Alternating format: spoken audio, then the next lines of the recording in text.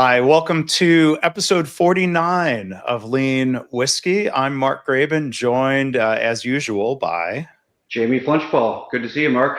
Yeah, good to see you, Jamie. It's almost Thanksgiving time. It looks, you get a nice November sweater on there. Yes, it got cold. We had snow Friday. Nothing that stuck, but it was snow. It was real. So Yeah. and several inches just an hour north of us. So it's sweater time. Yeah, we had our first snow in Cincinnati on Thursday. It was blowing around a lot. Nothing stuck. It wasn't as bad as the football game in Cleveland Thursday night. Right. I'd like watching a snow football game. That makes it football. So yeah. So we were fortunate. I mean, we need rain. We're still like 12 inches behind on our rainfall. There are wildfires burning, fire bans in place, and so I'm pretty sure the snow put out one of the wildfires. But we need every flake or drop we can get. So it's welcome. Mm-hmm. I'm sorry to hear about the fires, and hopefully things are going to be okay for people out there. If that was in the news, I was out of the loop. Here's an awkward segue. I was out of the loop. I was in Japan, so I kept up on the major news story of early November, but not a lot else. I was there for 12 nights, vacation mode with two friends from Dallas for 6 nights, and then Katie Anderson's Japan study trip, which was really nice thing to be a part of. So I got back a week ago Saturday night. I think I've readjusted to U.S. Eastern time after the adjustment to Japan wasn't too bad. It takes me about 3 or 4 nights in each direction. Yes, yeah. I find the trip back is harder unless I'm immediately headed somewhere else, and then I'm just I think I'm so confused that it just powers through. But yeah, I never really mastered it. It's not something you just learn your way into. Your body either adjusts well or it doesn't. Mine, however long I've done those trips, never really adjusted that smoothly. But a lot of times because of that and the work I'd be doing on these trips, I'd have to be at my best all day long. Mm-hmm. I often would take at least an extra day, usually just a day.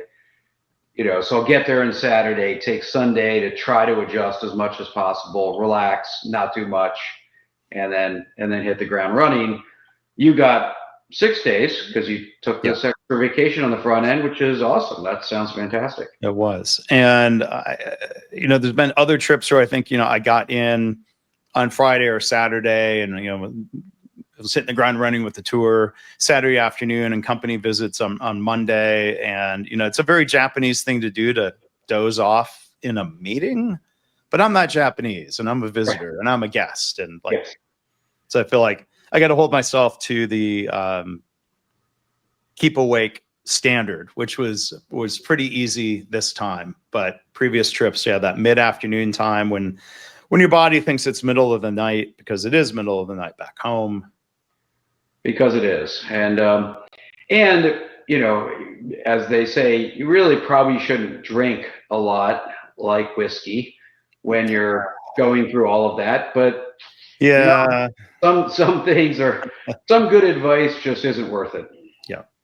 So there was whiskey fun to be had. I spent time in Kyoto with friends, and then back to Tokyo. So Kyoto had a couple of nice whiskey bars. I found one, I'd never run across this in Japan before. You and I went here in Covington, Kentucky, to the Revival Bottle Shop.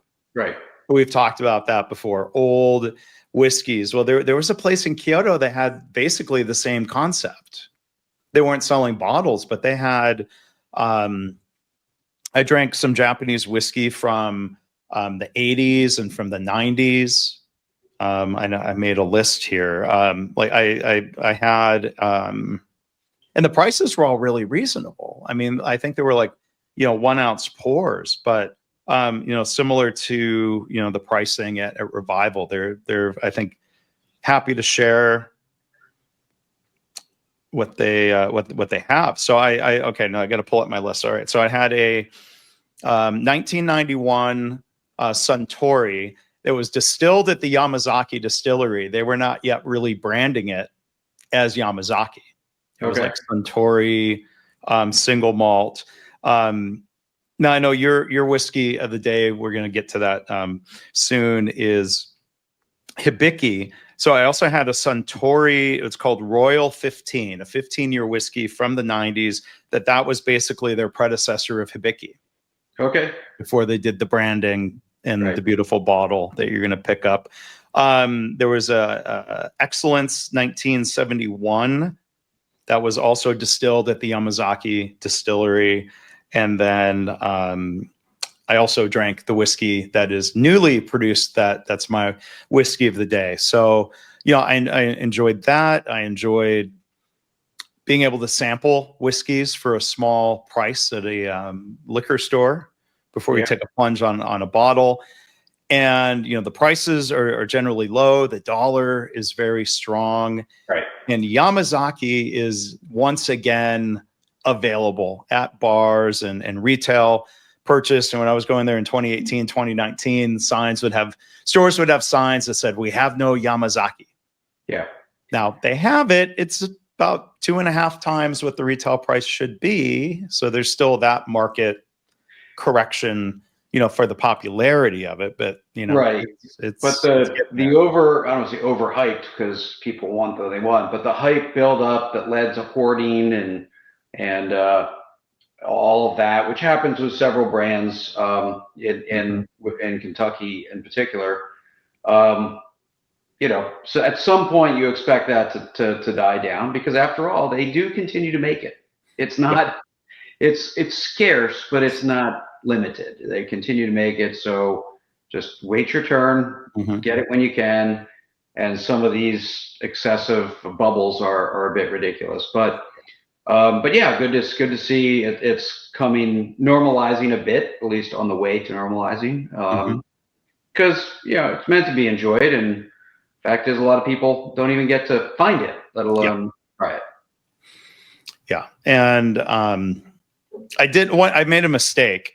I blew it, because Kyoto is about 30 minutes from the Yamazaki distillery, and I lost track of when the reservations open, and it was already too late. And even to go and visit actually, they're not doing production tours right now, which is a change. But even to go to their shop and museum and to do tasting requires a reservation. And I thought it opened up the beginning of the month before the month you're going, and I was wrong. I should have researched it. I blew it. I was busy, and I'll have to try to hopefully figure that out in some future trip. So I do want to go back. So, for our listeners that are here for the whiskey as well as the lean talk, we won't go deep into this, but Japanese whiskey gets a lot of its traditions from Scotch, from Scotland, because that's where they all studied. And in a sense, then, as things like Suntory buys Jim Beam, there's been some backwards integration of some practices and all of that. But like a lot of things in Japan, a real focus on precision and craft, refinement. Not just we're not just going to char a barrel and boom, there you go. Like it's everything you expect from Japanese culture, just applied to Scotch style whiskey. Yeah, and there's been some laws or regulation put in to think of what can be called Japanese whiskey. So everything you're describing, Jamie, I think is very true, whether it's at Suntory distilleries. The one I'm going to drink and talk about tonight's from a distillery called Chichibu. I've got another one here I might have a sip of from a distillery, Nagahama distillery and producer. And some of these say quite clearly, distilled in Japan. there are a lot of quote unquote Japanese whiskeys that are probably more accurately world whiskey. Mm-hmm. So there's a long-standing practice of, buying scotch, aging it for, waving it over a barrel in Japan, putting it in a bottle with a Japanese name and some kanji characters, and you probably double the price. And it doesn't mean that it's bad whiskey, but Right. they're starting to put in some regulations that you have to have distilled it in Japan.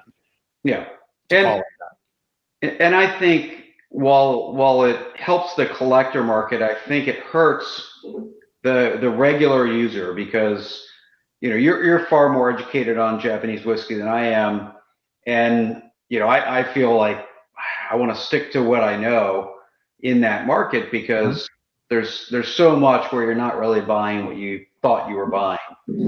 So I think the regulations will ultimately help Japanese whiskey expand to a broader set of tasters. that. Even though on par, it's often a little more expensive than other things, but it's always nice to have options. So Yeah. So I had a great time in Japan, not just Kyoto, but in Tokyo. I went to my friend Ken's bar twice while I was there. Once with my friends, once with one of the people on the tour. And the only downside is the rampant cigarette smoking in hotel bars, whiskey bars. I'm very sensitive to the allergy wise. So yes, it would help my jet lag and probably be healthier for me to have stayed out of the whiskey bars. It did trigger quite an allergy attack. I bet. I was in a hotel and there was enough people there from Japan that just going outside, hanging out for a little fresh air turned out to be, the heavily used smoking area. And it's just part of Japanese culture in a lot of ways. So, in the spirit, why don't we get into our whiskey selections here? Let's get into the spirit of the was that pun intended? That was definitely pun intended. I could tell by the look on your face. It was fully intended. Yeah. So why don't I start? Because mine's sort of where we would probably both recommend other people start. And so in some ways it's an uninspired choice because I don't have a lot of unique, special bottles, but in the Japanese category. But I am drinking Hibiki Harmony. That's nice. Japanese Harmony. So those on video, I'll hold it up. It is a beautiful bottle. With the beveled edges and the full glass top, which I think is just a completely unnecessary but awesome touch. Well, I always keep those to use as water decanters when I've emptied a Hibiki. Yeah, I should probably keep one of them. I've kept a top, but so this is it's easy to find. It's affordable in the category of Japanese whiskey.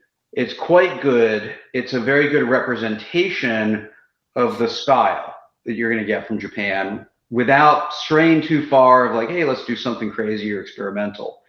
So if you want to go, hey, what is Japanese whiskey? What's that style like? This is a great place to start. Yeah, I agree. And it's one of those that you can get. I mean, I already said you can find it, but really almost any liquor store, if they have any Japanese whiskey, this will probably be one of them. So it's not very hard to find, and I don't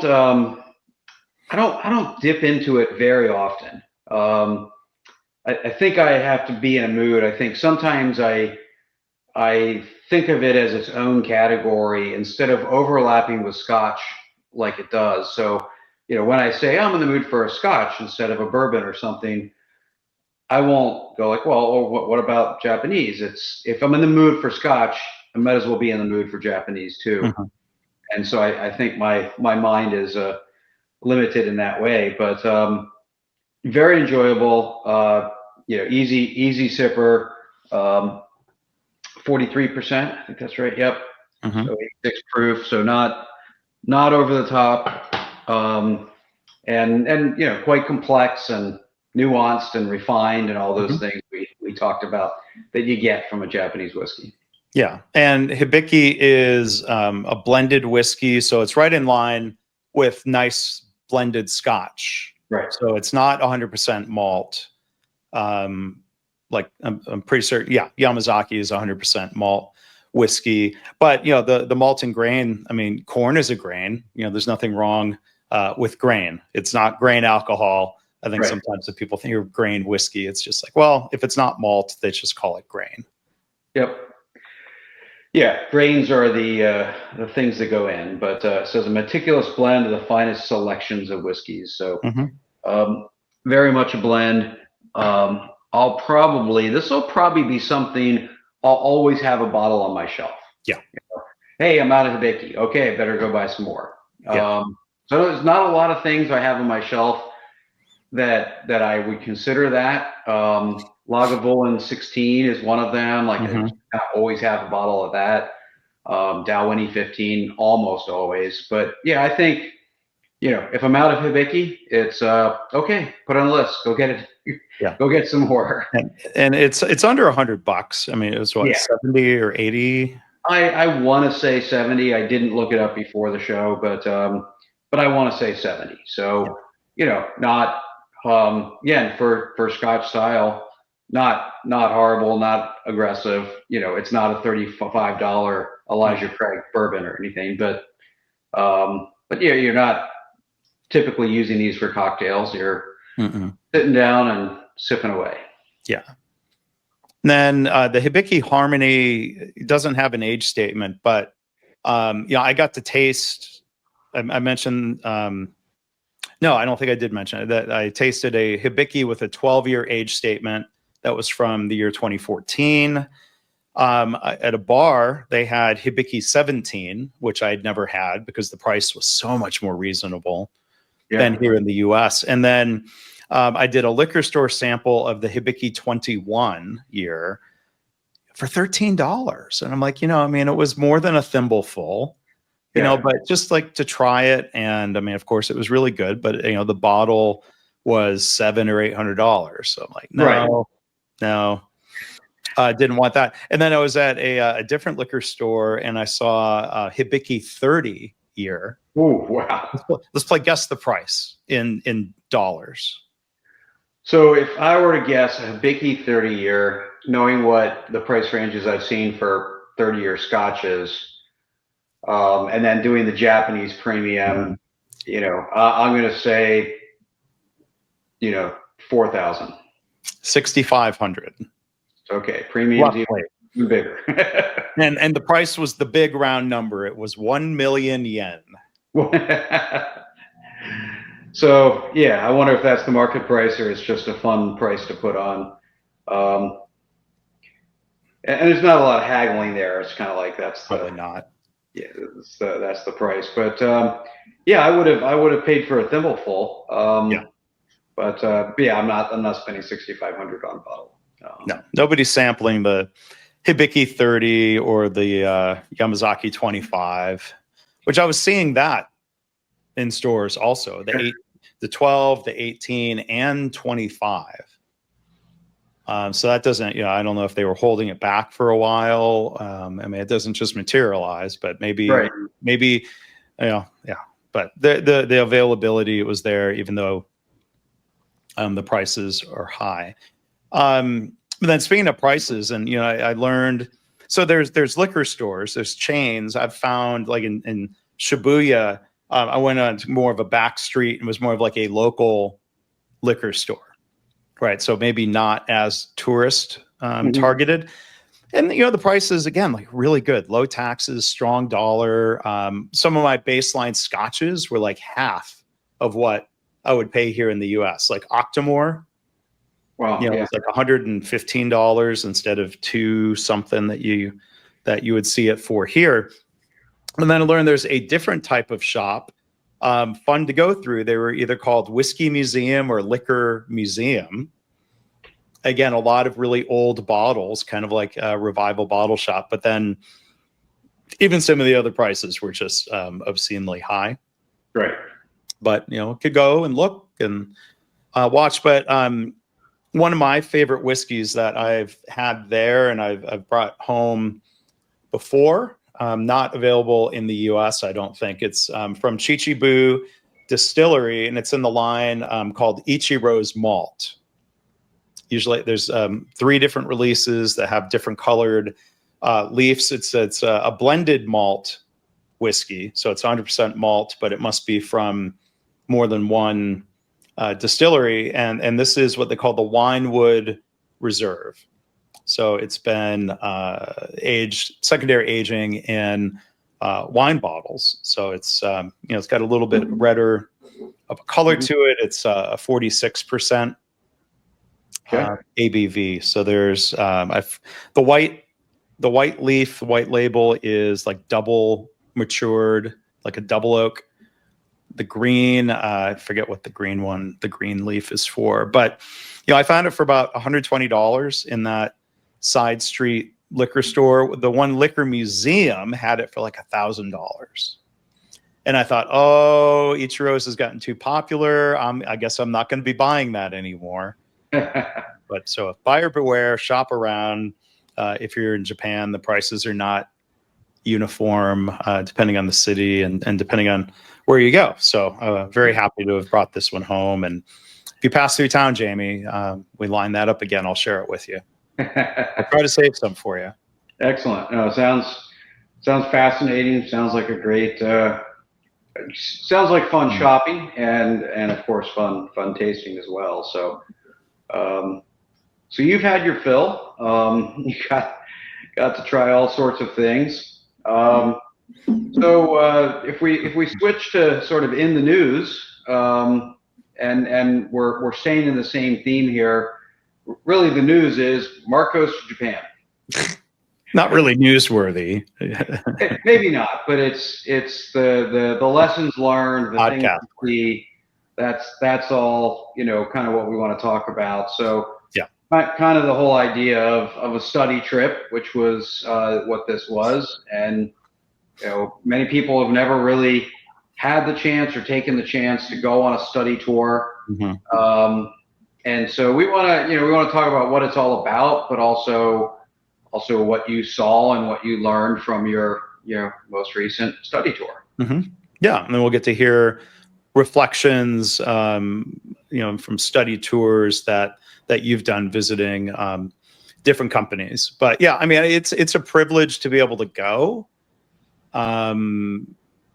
There's a lot to learn about the companies, about Japan culture, but then also get perspective of how Toyota culture is not a typical Japanese company.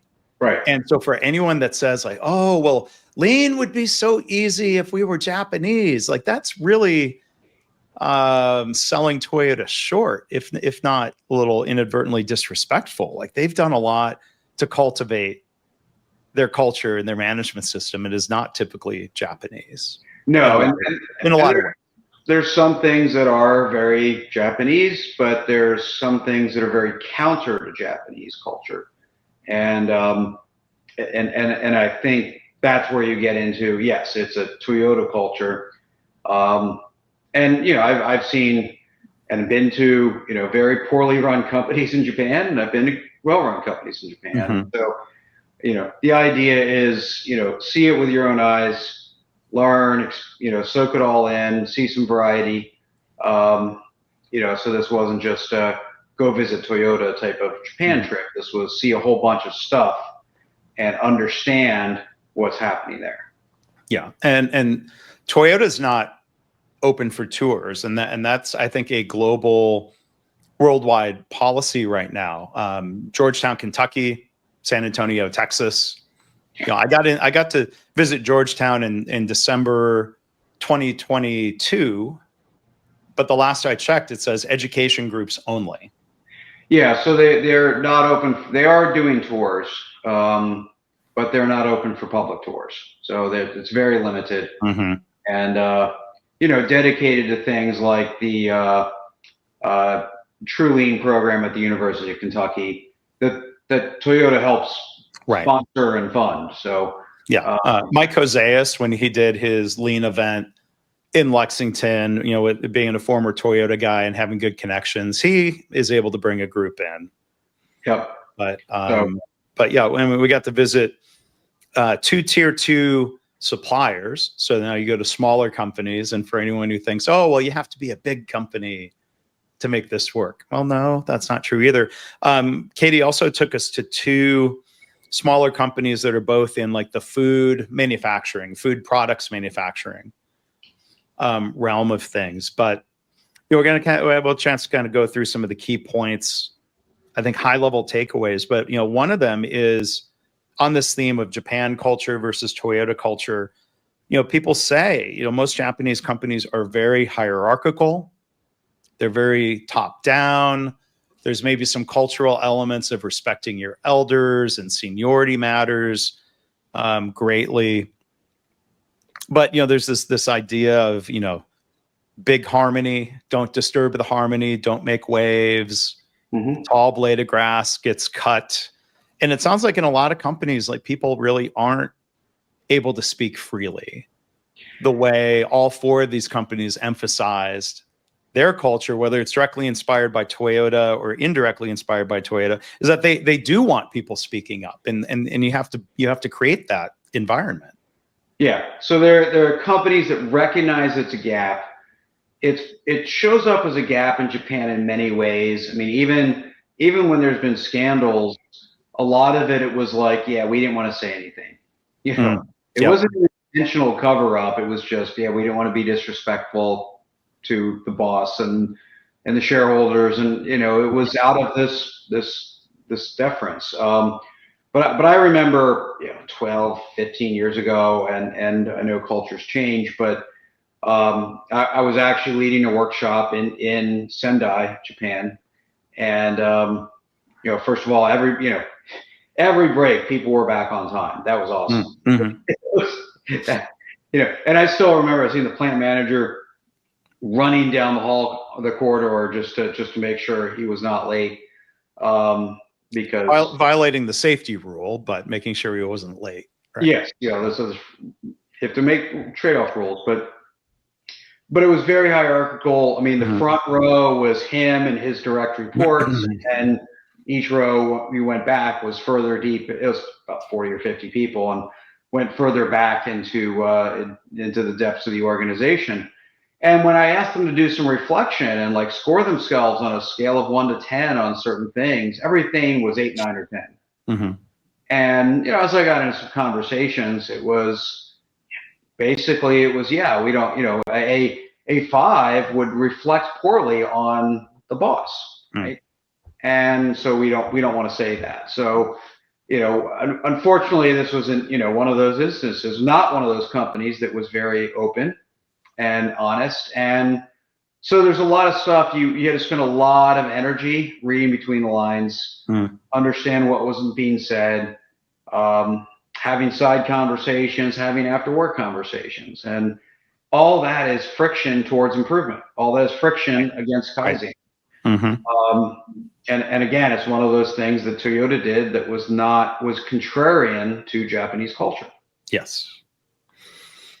Then I think there are elements of Japanese culture of dedication to craft and routine, standardized work, that sort of discipline. But I think there's also, and one thing I just like immediately miss is the level of customer service in Japan. Just the eagerness and just how pleasant and eager people are to serve. Like I always tell the story of, you hand your passport to the person working at the front desk so they can make a copy. And, it's like I call it the customer service shuffle run. It's like run. And I'm like, you don't have to run. There's not a line of people. I'm not in a rush. But I think there's that idea of like, well, we respect our customers. We don't want to waste their time. Yep. And, just, and not even just, I don't know, just that sense of respect. And then, but it goes both ways, like to see Japanese people get out of a taxi and stop and bow to the taxi and to the driver And I is think, a nice gesture of yeah. respect, you know? And I contrast this to, like, I still remember the first time I checked into a Holiday Inn in Birmingham, England, and it really seemed like I was absolutely putting the desk clerk out by Yeah. checking. I was just, I shouldn't even be there. But to your point around it going both ways, I mean, I would find myself when in Japan, really making an effort to be respectful, not out of any, you know, necessarily cultural appropriation. It was just, I know how I'm being treated, and I need to honor that with at least a little bit of return. And they know that, I mean, they know Americans are not, you know, that's not our standard. Yeah. And so they actually do appreciate any effort. And I had this goes to this story. This goes both ways around their service, but also the desire to then replicate it or return it. But I was visiting this company in Japan, and I wanted to show my appreciation, and so I had the concierge of the hotel teach me how to write in Japanese, you know, thank you for the visit or something like that. So I didn't want them to write it because I was giving them signed copies of my book, of The Hitchhiker's Guide to Lean at this point. And I'm like, I don't want you to write it for me. I want you to teach me how to write it, and then I'm going to write it in the book. Yeah. And so they did that very willingly. I mean, you're giving me handwriting lessons. Like, you know, this is not concierge work, but they did it very willingly, very capably. And then my host was extremely grateful that I made the effort. Yeah. Because that's kind of not what they're used to. So, yeah. So, you know, it is, you know, the idea that, you know, instead of respect has to be earned, grant respect, it's more likely to be returned. It's just a different mentality. And, you know, I think that concept does flow through to companies wanting to be of service to their customers. Like that seems very deeply ingrained. Being of service to society, being of service to your community.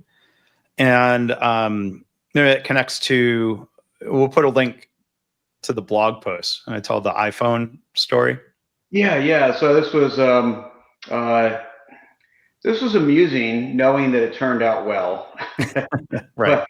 But it also gave me, you know, I think it gave me heart palpitations because I will very quickly, just because we already know we're talking about a cell phone. I once went jogging in a foreign country without my phone, got lost, and couldn't use it to get back to my hotel. And I don't even remember what country it is anymore. Just so many trips. So you had an experience that showed really encapsulates this culture with your iPhone. Yeah. So, my two friends from Dallas were in vacation mode, and Katie had already gotten there a little bit early. So we took a taxi to go meet her for dinner, and she was already standing there. So we're ready to get out of the taxi and greet her. And I was sitting up front, and I'm like, oh, okay, it's my turn to pay. And there's a lot of cell phone and credit card payment now in Japan compared to past. It's not so exclusively cash based. And I made the mistake of, okay, I'm going to pay cash. It's 2,000 yen. I've got the bills handy. I set my phone up on the dash in front of me, got my wallet out and paid, and I got out, and I was excited to greet Katie, and we were talking for a minute, and I realized, oh, dang it. I left my phone. It's in the taxi. So I panicked a little bit, even knowing, you know, the stories in Japan of people leaving a bag, leaving a wallet, leaving something on a coffee shop table, and going back 2 hours later, and there it is, all the money intact, nothing taken. So Katie did quickly remind me, you will get your phone back. It might take a while, but the taxi driver picked you up at your hotel.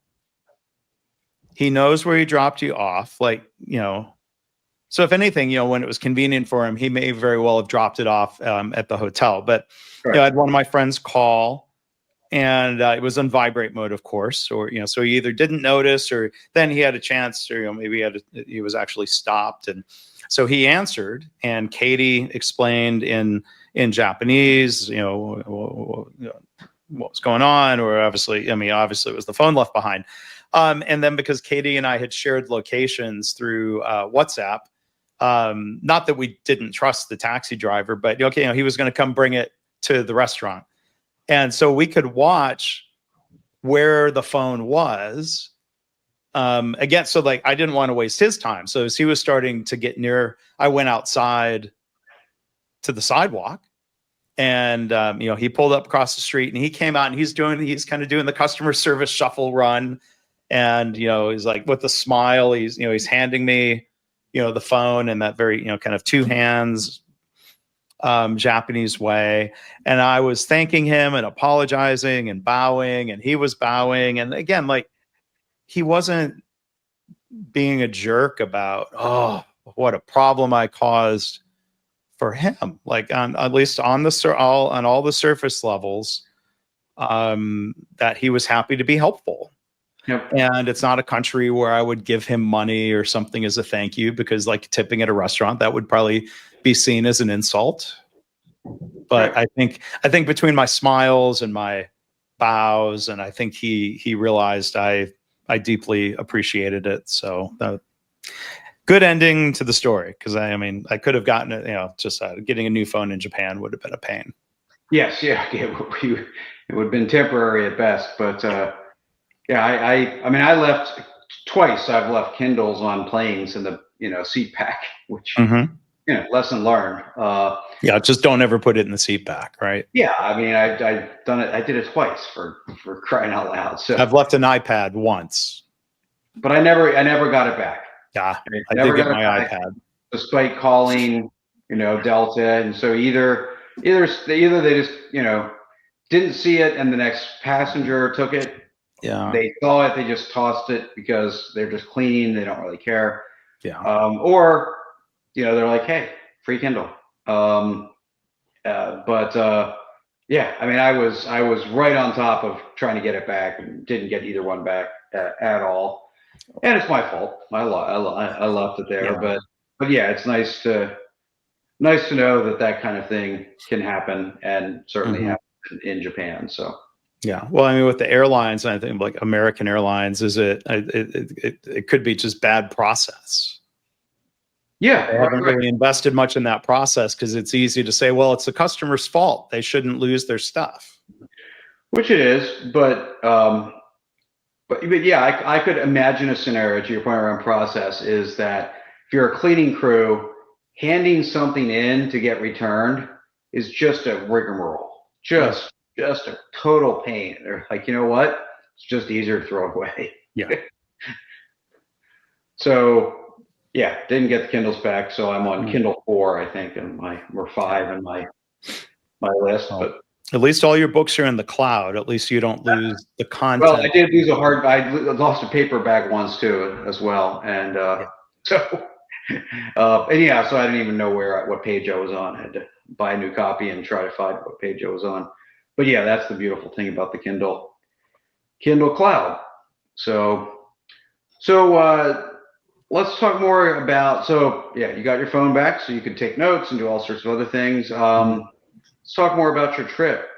Did you have a favorite visit, or a really insightful company that gave you a lot? Yeah, they were all great, and so I don't think I could call out one as being the favorite visit, but there were some very consistent themes.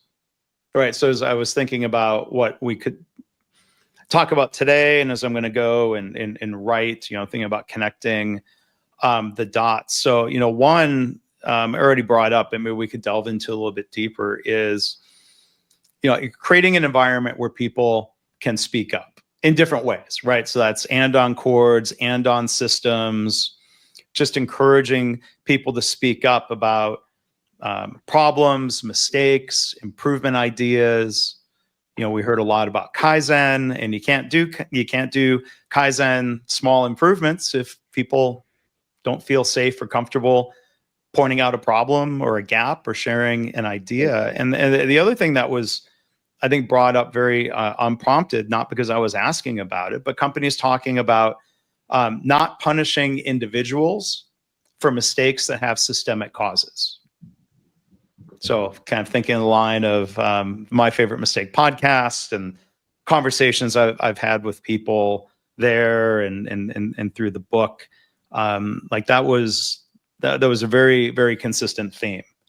And, that might not be the norm. That might be, again, like a thing that's more of quote unquote Toyota culture than Japan culture, because I'm interpreting a little bit. But if you're a very, very hierarchical culture, people higher in the hierarchy would tend to protect themselves by maybe taking it out on somebody lower in the hierarchy. Maybe if they have lifetime employment, they're not fired, and that's still a thing. It's not every company, but you might get demoted, you might get marginalized in different ways. Yeah. But these companies really emphasized stuff that I think we would be really excited to hear in the context of mistakes and respect.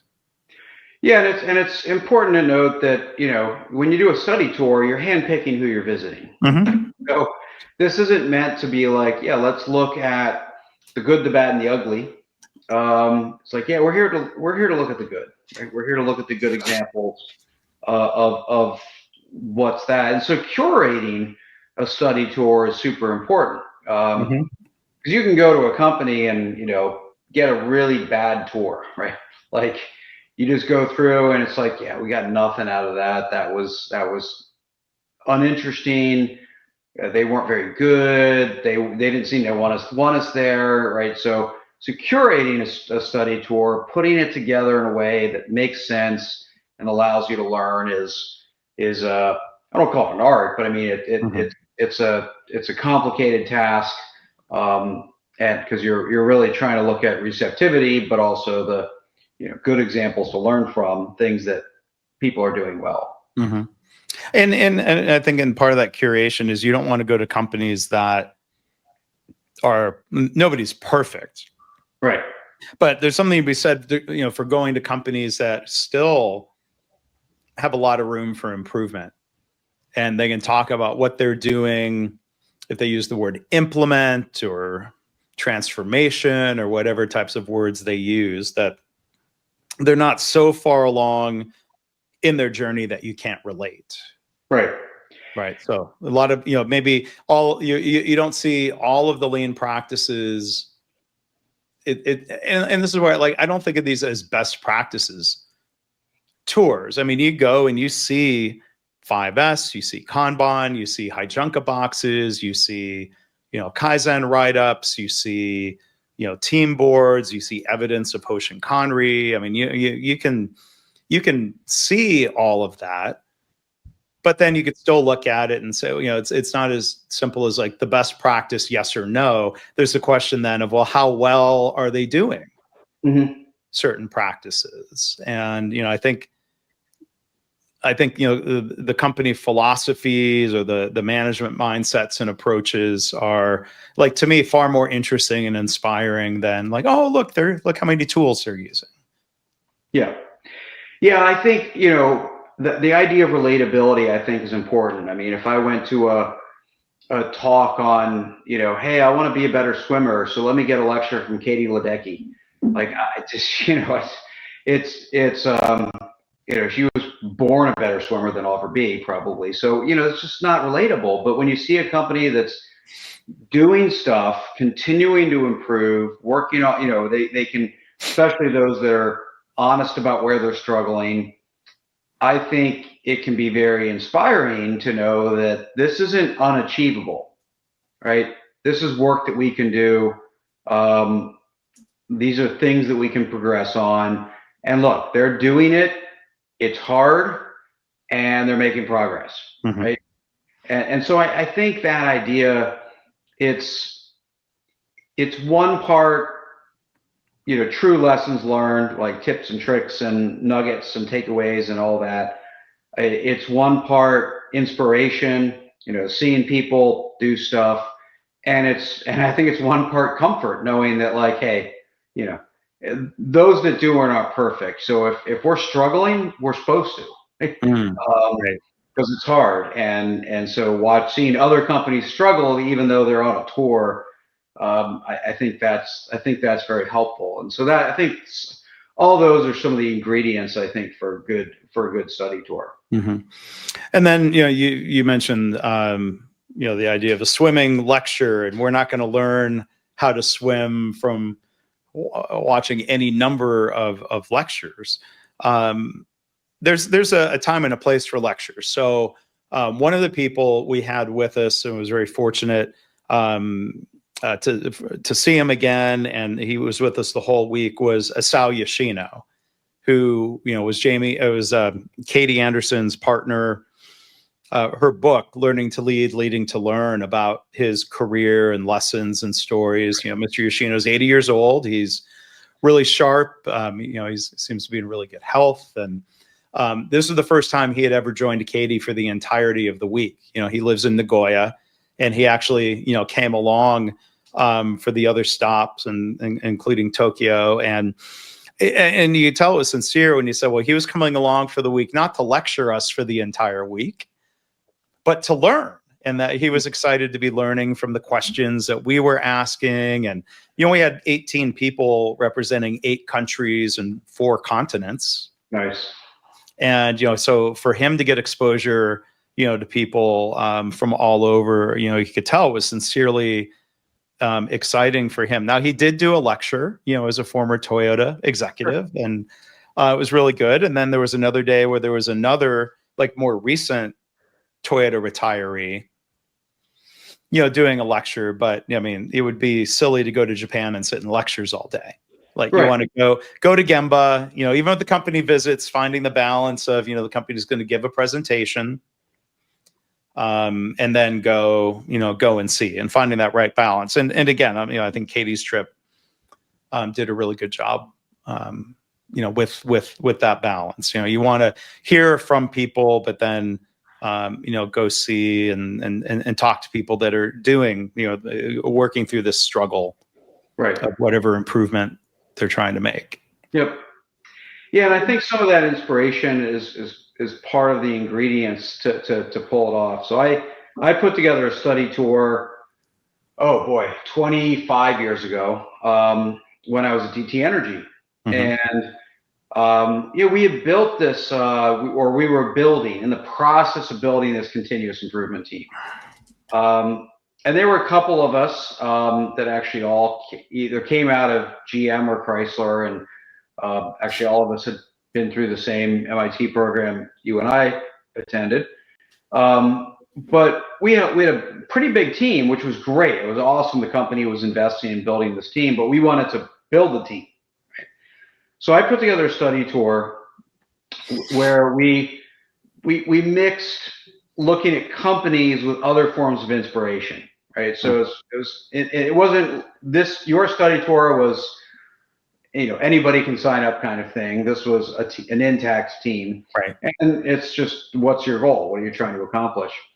But we went to Georgetown, so we did it by bus, or we did it by, I think we had a large passenger van and just drove a couple of those. But we went to Toyota Georgetown, headed south out of Detroit and headed to Georgetown, did a tour there. We headed east, went to Pennsylvania. I think we went to a glass plant. I can't remember for sure, but we did go to Harley Davidson, where I used to work and had some contacts, and they were doing all sorts of interesting things that were worth it. But we also went to a industrial museum in York, York Industrial and Agricultural Museum, or something like that. And then almost my favorite part of the trip is I arranged a colonel at the U.S. Army War College to give us a tour of Gettysburg. Oh, wow. And it was just better than the average tour, right? He's a professor at the U.S. Army War College, essentially, and we're like walking Pickett's Charge and things like that. So but we did it together. That was the whole point, right? And the time together, the time in the bus, time in the van, that's, I wouldn't say as valuable as the tours, but it's part of it, right? It's part of it, yes. Just like you and I are talking shop, you talk about what you're seeing, you talk about what you're learning, you learn from other people's backgrounds. So yeah, putting together the study tour absolutely elevated the team, but sort of one part knowledge and two parts inspiration and camaraderie. Yeah.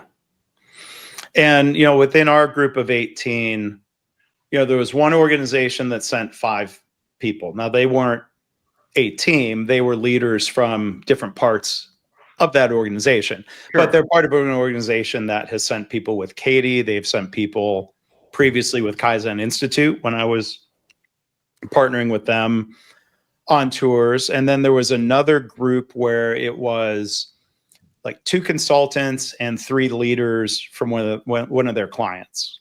Mm-hmm. So like clothing manufacturing in Laos, but you had people in that group from Sri Lanka. The consultants were from India. Actually, no, the consultant was from India. The one executive was from Europe originally, but has been there in Laos, and yeah, like an executive role with that company. So there's certainly something to be said for going with colleagues as opposed to going individually. You know, my wife's company is sending people to Japan. She got to go on one of those trips. They have people going, and, you know, all being from the same company, you know, it's a different opportunity to, you know, compare notes and to meet people you maybe don't work with all the time. And, you know, you have not just the shared learning, but the shared experience. Yep. Is, I think, important. That's one of the benefits of saying, well, you know, if you can pay for it, going to Japan as opposed to trying to do a Midwest tour that would include Indiana, Kentucky, Ohio, Michigan, Pennsylvania. Yep. Yeah, I mean, whatever you could pull off. I mean, obviously, a Japan tour includes things that you're not going to get elsewhere. Not just companies, right? Mm-hmm. Company cultures, but also experiences, and you know, you can look at it as a reward as well. But you know, if it's right next door, you kind of go, well, I didn't have to work that hard to get the learning, mm-hmm. so it's probably not worth that much. Yeah. And it's a weird bias, but it's, you know, if it's there, then we have to understand it and manage it as we go forward. Yeah. Some of these study tours can be very focused in terms of what they're trying to accomplish. So I actually emceed one. I don't know if MC is the right term, but I was kind of the host. I didn't organize it, but I was the guy in the front of the bus. Mm-hmm.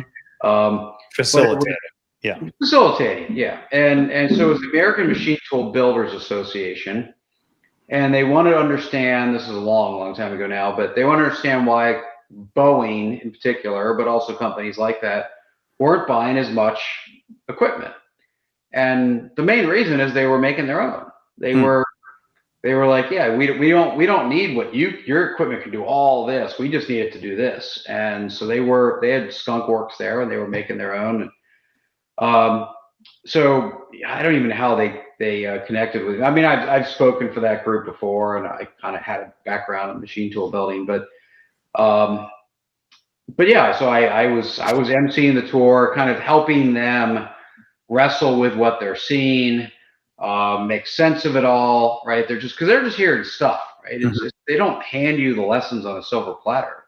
It requires some discussion, some thought, some work to wring the lessons out of what you're seeing. It's because, again, they will present stuff to you, but they're not, you know, you still need to do your part of the work. And so that was part of my job, was to help the group do the work to get the lessons out of their study tour.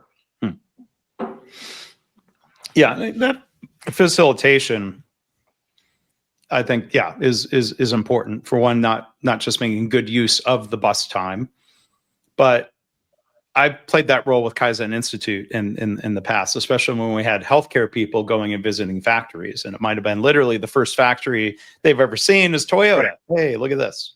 Yeah. Hey, that's different. We don't do that. right? So you got to help them do the work to connect the dots. Yeah. And then, I mean, I think one of the benefits of going to Japan, whether it's, shared experience or personal development, is, being out of your comfort zone and being, for one, halfway around the world. And it's like, okay, yeah, you wake up to a flood of emails from the business day. And then you're going through your day. Most of the people you're working with are asleep. So there shouldn't be anything real urgent going on. And, like one guy in the group, his company sent him, and I'm pretty sure I remember accurately that it was his first ever international travel. He was younger, on the younger side, in his 30s. And, it's just getting to Nagoya, Japan. Like, I mean, that was a lot, and he was worried. Like, am I even, like a lot, so much of his focus was on how am I actually going to get there? Yeah. Mine would have been too. Figured it out, but because Japan's not easy, right? It's, there's help all around, but of course you have to be willing to ask for it and find it in the right places. And when you're trying to navigate, there's a whole bunch of chunks that aren't easy. But there's a lot of standards. There's a lot of ways things are done. And this is, there's a lesson here, because when most of us travel to a foreign country, especially if it's a foreign country that we're in for the first time. And so, if I'm going to Malaysia for the first time, or Israel for the first time, or Poland for the first time, Finland, like your antennae are up. You're very alert. You're observing everything. You're trying to understand what you're in and what the rules are, and and how to get places. And so I think there's a lesson in that, because you notice things that you don't even notice in your own backyard, because you're paying attention. And I use this example in something I wrote, so it just comes to mind. The actor Benoit, I think, is the character's name in the movies Knives Out and Glass Onion. And there's the detective who's solving the crime, so to speak. But it's almost all this just absurd level of observation. Yeah. Right? His ability to observe the tiniest little details. And yeah, you're in a foreign country. You're observing how the buffet's set up, what they serve, how the elevators work. I still remember my first time in Israel, in Jerusalem, during the Shabbat, and I'm like, how does the elevator work? And it's because it just stops on every floor because people can't push the buttons. Took me a while to figure that out. Yeah. But it was just, I was alert. I was paying attention to everything. And the point is, you want to activate that once in a while. And so whether it's going to a foreign country and doing all these other things, or just going on a study tour in general, right? The whole point in a lot of cases is to get ourselves into a pure learning mode. And the benefit of Japan, I like kind of how you put it, is you're getting a lot of emails while you're on your study tour, because they're all asleep. Yeah. And so you can kind of focus on what you're doing, which I think is a meaningful element. Yeah, trying to be present. And you mentioned elevators. This is not something I had been taught or I hadn't noticed. But when you think of Japanese elevator etiquette, whoever is standing by the buttons, it's their job to hold the door open button at any floor where it's opened and people are getting on and getting off. And again, it's just one of those small, subtle examples of being of service to others. Right. Instead of rushing off and letting the door hit someone else, like very, very consistent, not 100% of the time, but very, very consistent behavior. Sort of like with crosswalks and the light signals. I can't say Japanese never walk when it says don't walk, but it's very rare. I think I saw it twice. And I think with the elevator, and then the idea, and we actually saw this demonstrated in the traditional Japanese tea ceremony, which was one of the cultural things that we got to do, is I'm going to use my coffee mug that has water in it. You pick up the bowl with the tea, and you do a couple of things, and then you turn and you set it down kind of between you and the person to your left. You're offering it to them, and they say, no, that's okay. But you go through that. And I think it was like dozo. I think it's sort of like I say, well, thank you, but it's okay. You go ahead. Yeah. And so then we learned the elevator thing. And I think it was one day, or I was by myself, and then there was a couple other people, and then there's 2 sets of buttons. And so I don't want to say it was a face-off, but like there was a Japanese person and there was me, and like we were both holding the buttons. And I was sort of like, well, look, I got the button, you can go ahead. And they said dozo, and they were offering, okay, no, you can go. Then I'm like, all right, well, this could go on. I don't know if it would have gone all day. So I'm like, okay, thank you, and a bow, and I went. But like these little gestures, or just like nice little moments. Like why else would I don't know, why else would I remember some random elevator ride? But like it's just a nice custom or habit. And it doesn't mean everything. I may sound running the risk of saying everything is perfect or everything is better in Japan. I don't think that's true. As much as I love being there, it gives me appreciation mostly for coming back home too. Yeah, well, I mean, so one of my favorite things is to sit around a fire with, a few friends, with our feet up, just talking away. And it's, there's no protocols, right? That's kind of the whole point. And it's very relaxing, and like we can't kind of do that kind of stuff in Japan because everything has a protocol. And so yeah, it's just different. It's different, and I think we can appreciate the ways in which it's different and the ways in which it's interesting and the parts that we enjoy. And so it's been a while since I've been in Japan, but yeah, very much liked it. It was helpful that I still remember I had this trip where I was first going to I was in a city in China that is Tianjin, China, which at the time was just, you could feel the air going into your lungs and coming back out. It was just awful. It was just the smog, like that's a very orange sun trying to peek through the smog. And then I went from there to Sendai, Japan, which is the garden city of Japan. Yeah. And it was such a contrast. It was, I think if I had to do it the other way around, it would have been extremely depressing. But it was fantastic. And and that was one where I had a weekend because I was, in Tianjin one week and then in Sendai the next. And so I had the weekend in Sendai and got to see their gardens and went to their historical museum and all sorts of other fun things like that. But yeah, certainly makes me appreciate some of the things that makes it Japan. Yeah.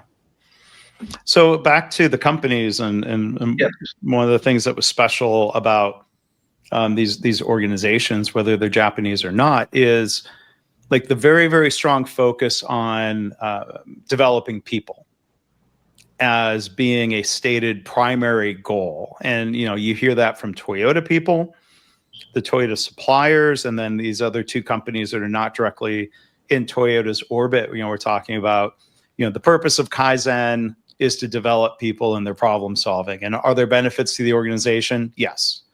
The purpose of management is to help others. Right. That management needs to be helpful, but at the same time, and John Shook passes these lessons along, through his experience with Toyota. And I've heard him say it many times of, when a leader solves a problem for a person, you rob them of the opportunity to figure it out themselves and learn and to grow. And so there's this interesting balance of, yes, there's servant leadership and caring for others and taking care of others, but not doing so in a way that would stifle their development. That was a very strong theme. Yeah. Yep. Yeah, I think that's one of those that I think there's aspects of that that are perhaps Japanese culture and aspects that are more learned from Toyota and are not inherent. But yeah, taking care of that employee. This is a culture where you sort of learn the value of I mean, they don't have the cheapest labor, right? They don't have the cheapest labor. They need talent. They need their talent to perform well. They do work hard. You could argue that sometimes their work hours are not respect for people. As a sort of country culture. But yes, kind of understanding the value of the individual and what we get out of them. I still look back, not to take a detour here, but during the pandemic or after the pandemic, when labor was very short, 2021 in particular, very high labor shortages, and everybody was focused on hiring instead of focused on how do we get more out of the people that we have, more engagement, more talent growth. Like, it might be harder than, but at the time it wasn't harder than hiring people because that seemed possible. So they very much understand that they're, the more they develop their people, the stronger they are. And I think that fundamental long-term view, and I will tie this to a Japanese structure, but the long-term view of it's in the short term, it's always easier to solve the problem yourself or better or faster or whatever else. But long-term, missing opportunities to develop your employees is a big miss. And for several structural and cultural reasons, many Japanese companies can take a longer-term view. And one of the reasons is the restriction on stock and the inability of activist investors to jump in, relatively speaking. Certainly it happens more and more, but and so the idea of, again, both structural and cultural to focus long term certainly supports the idea of develop your employees because you'll need them tomorrow. Yeah. And then, you mentioned long-term perspective. Jeffrey Liker's book, The Toyota Way, frames out 14 principles. And in principle number 1, I think I'm quoting it very closely, is make decisions based on the long term, even at the expense of the short term. Principle number one, right? And I mean, like, it's hard to do everything else with lean related if you're going to be stuck in short term, make the month, make the quarter kind of mentality. Now, there was one former Panasonic executive who was retired executive, who was talking about how, on the whole, he was kind of ripping American business schools. It was very Dr. Deming of him.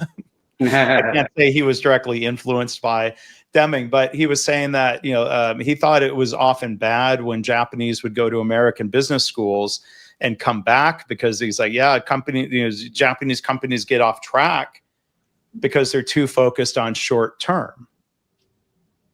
Like, well, that's kind of an interesting perspective, and a good reminder. It's unusual when people really focus on the long term. Now, one of the companies Katie took us to, Inna Foods, really focus on long-term perspective. And one of the artifacts of that is they have hanging a 100-year calendar, and you can buy them, in their shop. But 100-year calendar that starts off with one block of 2024, then 25, 26, and I don't know if it's 10 by 10.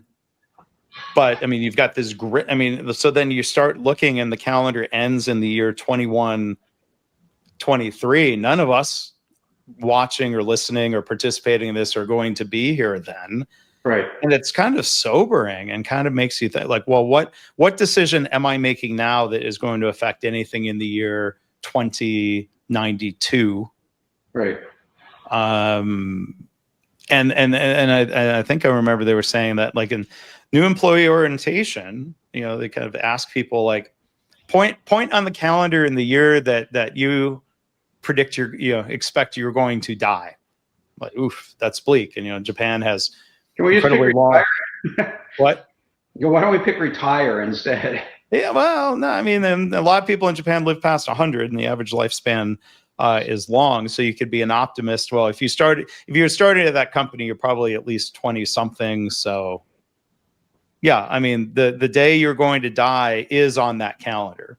The point, Right. I mean, we don't know what that day is, but that's a sobering perspective that might make you think about some of your priorities or decisions a little bit differently, thinking about future generations of the company, and they want the company to survive and outlive everybody who's working there. And again, tying back to that, to this study tour idea is, you pick up on different things that you aren't normally exposed to.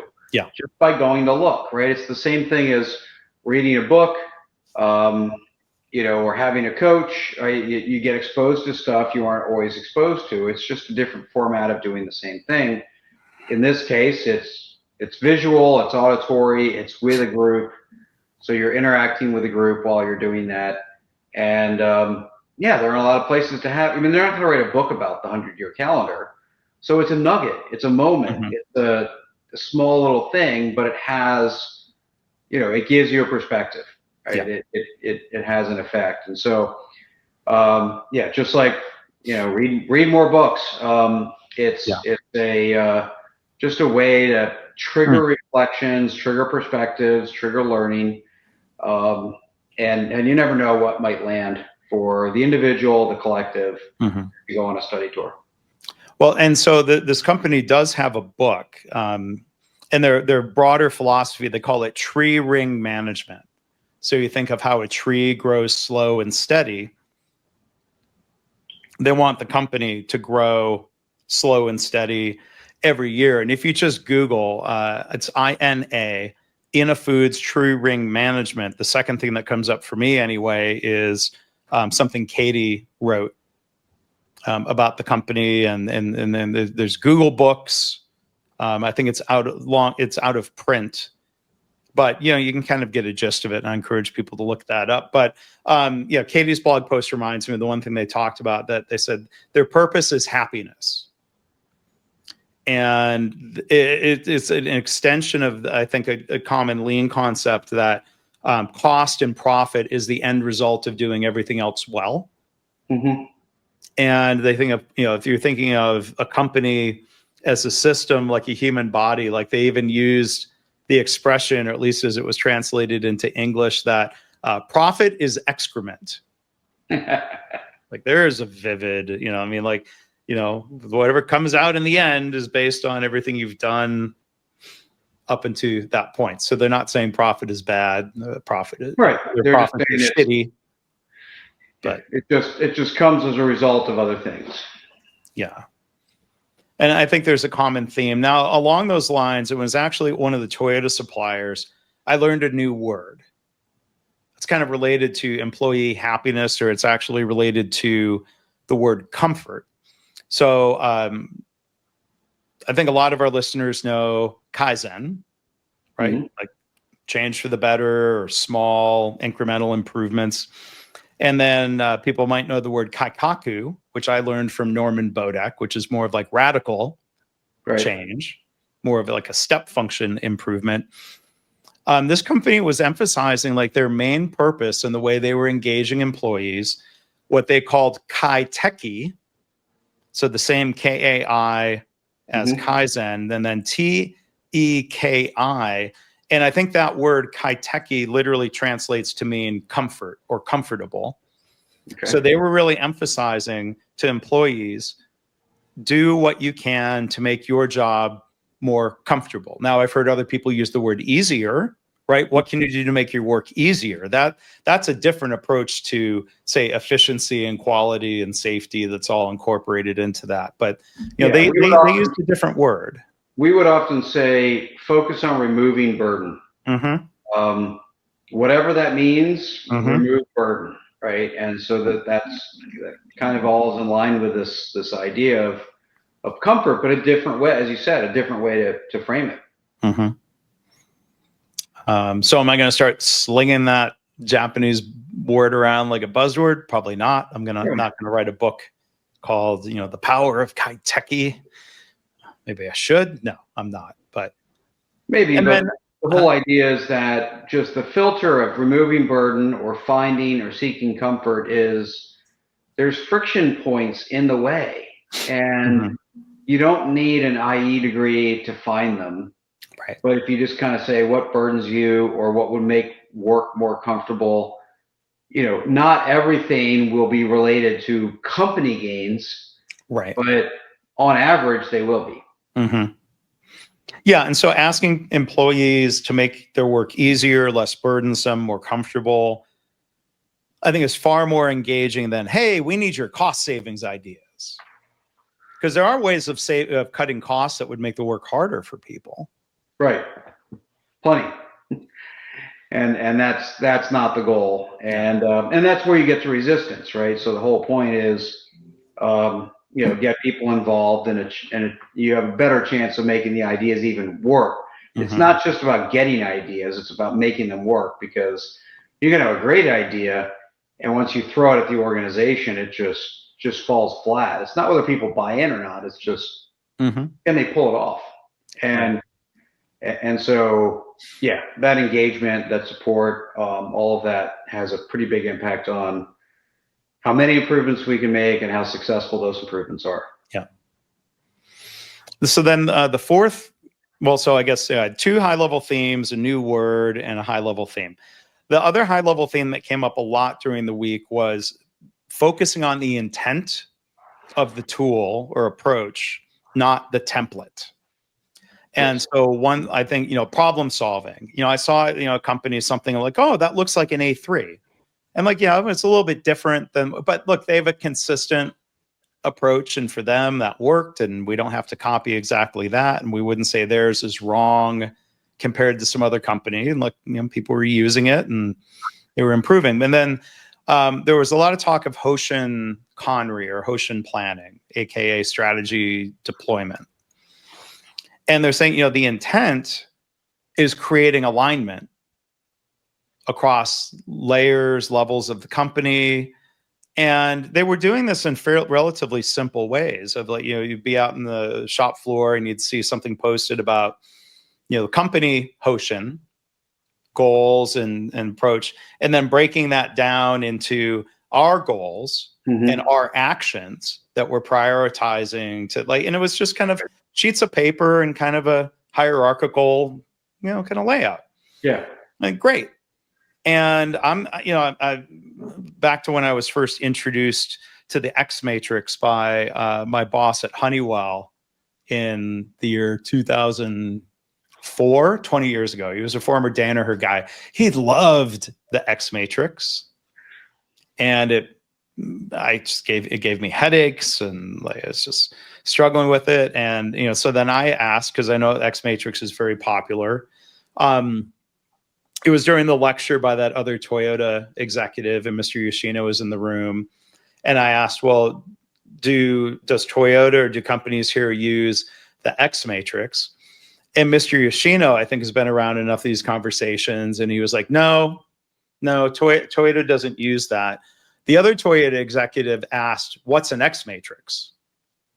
And Yoshino kind of sketched out and tried explaining it to him. So, if people associate X Matrix equals Hoshin Conry, and it's not Hoshin Conry unless you have an X Matrix, I'm like, well, I've never thought that was true, but this kind of reinforced, like, no, right. I'm not the only one who thinks that way. And I mean, whenever people solve problems, it was like, it doesn't matter what tool you use. Tools matter, but it's not about the tool. It's about the behaviors and skills. Hoshin Conry, it's about the alignment. It's about the breakthrough insights that you have to achieve your goals. And so I have a client who had done X Matrix. They have a new leader who's like, oh, we're going to do something different now. And so we kind of talked through it. It's like it doesn't matter. It's all the same. It's fine. There's some benefits to the X matrix. But to your point around the headaches, the downsides are it's complex and messy. And I see so many people just baffled by it. Like, well, that's not helpful. Like, it doesn't matter if it has these other benefits. If they're baffled by it, it's not helpful. So, and then they're not going to use it, and then they're not doing any of this. And I see a lot of X matrices that are just filled out. They're just filled out with stuff that we had already said we were going to do. So yeah, I do know. I mean, it's interesting because Toyota actually teaches X matrix in certain places, certain pockets.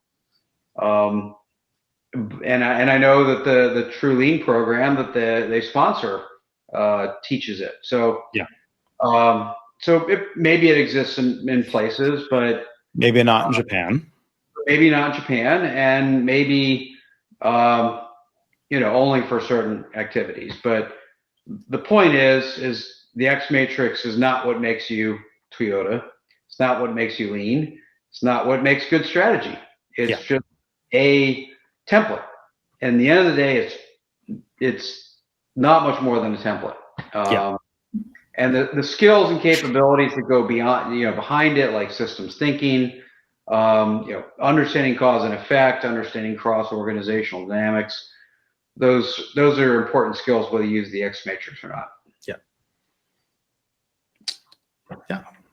So those are the themes. And again, it was a great trip. I recommend, Katie's trip. She's doing another one in May 2025. So you can just Google Katie Anderson Japan trip or go to her website, kbjanderson.com. We'll put a link in the notes. Okay. And then I know I talked a lot about whiskey, but boy, other reasons to go to Japan. Food. Now, for one, I actually lost 2 pounds, even though I was eating more rice, more bread, probably more carbs than I normally did. There was a lot of walking, and maybe, it's quality of food. None of it was, processed or, any sort of problem. So I love 96% of the food that I run across there. But I did with my 2 friends, in vacation mode. They lined up through the hotel concierge, going to the famed Ichiro sushi restaurant, is made famous in the film Ichiro Dreams of Sushi. Okay. Have you seen that documentary? I have not. Oh, stream it on Amazon or something. I think you would enjoy it because it's about the craft, the dedication, he has 3 Michelin at the time. He had 3 Michelin stars, and the chef's perspective was still, he was 80 something at the time. Like, if I keep doing this, I'm going to perfect it someday. And he's now 96 years old. His one son, who is pretty prominent in the movie, is now the one running it day to day. And so, like, what I've read more recently, like, you might see Ichiro, but you can't count on him being there. He's very old. But they didn't lose their Michelin stars because the quality went down. They are now technically not a restaurant that's open to the public. So Michelin will no longer rate them. They are only booked through, like, hotel concierges, or if you know them, or it's more of now a private sushi club. But so here, I got the menu. It was folded, and then the chef did offer to sign it, and so I've got that kind of preserved there in the little acrylic block. But it's a funny experience, and like, so for one, like, it was really no more expensive than what you would pay for a good omakase dinner in Dallas. Okay. Again, I think strong dollar helps. And then, you come in, and it's funny, it wasn't full. There were only 5 of us. There was me, my 2 friends, and there was 2 other people together. They had 1 no-show, which is like a huge niche. Don't do that. Right. And then they actually had 4 unsold seats, but it was not a super friendly. It was more efficient than it was friendly. And there's 20 pieces of nigiri, So that's all they serve. There's no alcohol. Jiro thinks green tea, and we went for lunch, but he was like, green tea is best with sushi. And so the chef, and it was actually very much an assembly line, and I don't mean that to disparage it, but I mean that as an accurate description. So he had young assistants, and then the son was the one, taking the rice, and someone else is cutting the fish, and he's putting it together, and he's handing it to you. And the pacing of it, though, I mean, it was a push system. So he's cycling around, making, and you've got people kind of prepping like maybe 2 courses ahead, 5 slices of fish or the box of uni or whatever's being portioned out. And then he was kind of going through a cycle. And, I was like the 3rd person in the cycle. And like, I didn't feel too rushed. Maybe toward the end when you start slowing down a little bit, because maybe you're getting a little full, but the pacing was pretty relentless. It was not a customer pull. It was not, I don't think he was really looking to adjust. I don't know if he would have adjusted his pacing if I had a piece there yet uneaten. It felt very much like, okay, here's your piece and you better eat it immediately. And, it was well with under 30 minutes of being done with the sushi and then being moved to another table to eat a piece of melon that was the otherworldly, juiciest, sweetest, best I don't normally love, let's say, cantaloupe type melon. Yeah. But this was otherworldly. And so, and they're like, no pictures, because for one, there's no time to take pictures. Right. And, eat your food and eat your next bite. And but then the chef, and I'm blanking on his name. I'm going to call him Jiro's son. I apologize for that, but accurate description. He did pose for a picture with us in front of the restaurant. He, kind of half smiled, and it wasn't the warmest, friendliest, experience, but it was a good one. Like, it was iconic. Yes. And it's not life-changing. So like if you've ever had, Pappy, any of the different age statements of old Pappy Van Winkle bourbon, like, okay, it's good. It's a special experience. It's not life-changing. Right. It's not 1,000 times better than any bourbon or any sushi you've had before. But, I'm still really glad that we could go. Yeah. So take those opportunities. Don't chase them.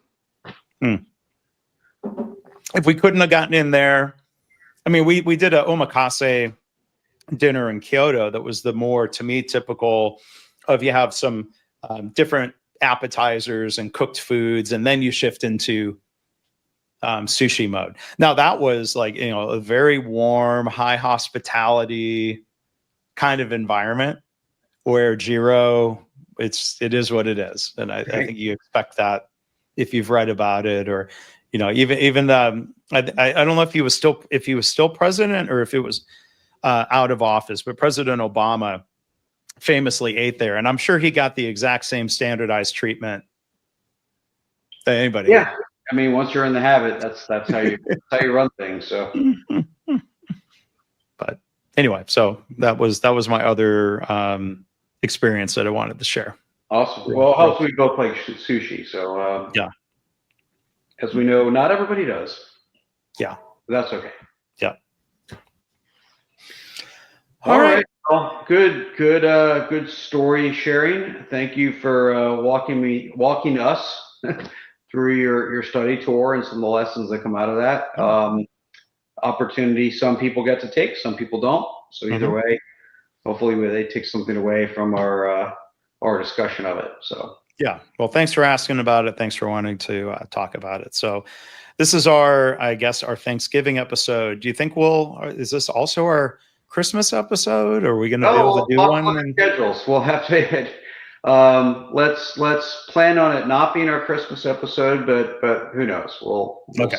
So Thanksgiving episode. What are your plans, your traditions around Thanksgiving? Yeah, pretty standard, I guess, if you want to call it that. I mean, it'll be at the in-laws, up the road, turkey and all the stuff, a little bit of football on the television probably. So Pretty traditional, but this will be our first. My daughter's graduated, moved out, living in Milwaukee. She was actually home this weekend, but she won't be home. She's, I think, boarding a plane right now, kind of thing, to head back home. And so yes, this will be our first Thanksgiving, one kid down. So we'll have to get through that. So and then our tradition then usually is start watching Christmas movies the day after, so Black Friday. So there's a little window where my wife and daughter would go shopping Black Friday, but that's past. Yeah, you don't really have to do it Friday anymore. So yeah, we start watching Christmas movies, and we've recently starting with Die Hard. So the family is not fully aligned that that's a Christmas movie, but it takes place in it's a Christmas time. Yeah, I'm there. So we start with that because at least we don't have to watch that like after Elf or something like that, and then we'll go on from there.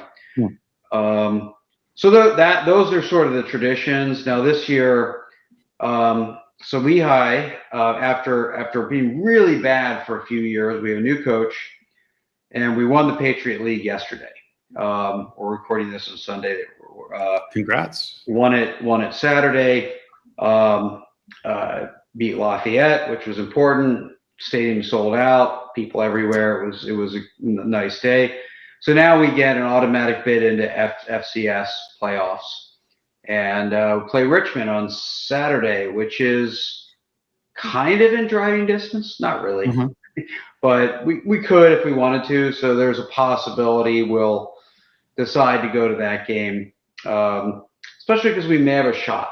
We may have a shot, which would be pretty nice. And then we have to find a time. I really don't want to go Thanksgiving weekend, but Bethlehem, of course, is the Christmas city, and Chris Kindle Mart, which is they put up huge tents and just shops galore, crafts and people that I think half the sellers at the Chris Kindle Mart, that's the only place they sell all year long. I think they're making stuff and then they come here and they sell for 5 weeks. So we'll probably do one of those things over the weekend and make the most of it. Well, cool. I am going back to Texas. We're going to be with my in-laws. My parents are coming down from Michigan, as they tend to do. Some other family. Thanksgiving. And then we've got a tradition. Nobody does Black Friday shopping, but we've got a group of friends that for a long time now has done a Black Friday Chinese restaurant lunch. So we go, lots of tables, lots of family style ordering. And most of the friends are from a group that is all really into wine and does wine trips and wine events with each other. So the restaurant is completely BYOB. And so there's people bring, there's wine and Chinese food. That sounds great. Yeah. That sounds fantastic. The restaurant has sometimes changed over time as different restaurants come and go. It's not because they kick us out or ban us or anything. So we're looking forward to that. It'll be good to have some downtime. And then I am going to point out Northwestern in men's basketball defeated Lehigh recently in a pre-conference early season matchup. I don't remember ever playing Lehigh before. Probably not. I think that's one of those games where, we need to build ourselves up and you just want to practice beating somebody up. But we don't play Big Ten. We still beat Duke one time in the March Madness, but other than that, we're not usually playing Big Ten schools. That's But you've probably made the tournament more than Northwestern has, which is now just 3. Which may be true. I don't actually know the number. But yeah, with the lower end D1 leagues, it's an automatic berth, and so you win the league, you're in the tournament, then you go home. Play one game and go home, which is why the Duke win is so famous. Yeah. I just Googled it. Yeah. Duke was the number 2 seed. Lehigh has been 5 times. I think the most recent, if Wikipedia is correct, 2012. Okay. There's a long history of basketball at Lehigh, as there is at Northwestern. It's just we didn't make the tournament for the first time until like 10 years ago. Yeah. Well, tough league. For it sure. Is. But yes, Northwestern 90, Lehigh 46. We almost doubled you up. Sorry. I was in Japan, so I did not watch that. But we could probably take you at wrestling. Wrestling, we are a top shelf program. But yeah, we're not going to take you in basketball. All right. Well, good. Well, good to do an episode as always. Yep. Happy Thanksgiving to you. Happy Thanksgiving to our listeners. And wine tends to go with Thanksgiving meals, but pour a little for dessert, and a little whiskey with some pumpkin pie probably would go pretty well. It's the all American spirits, bourbon and rye. There we go. So with your pumpkin pie. Cheers. Cheers.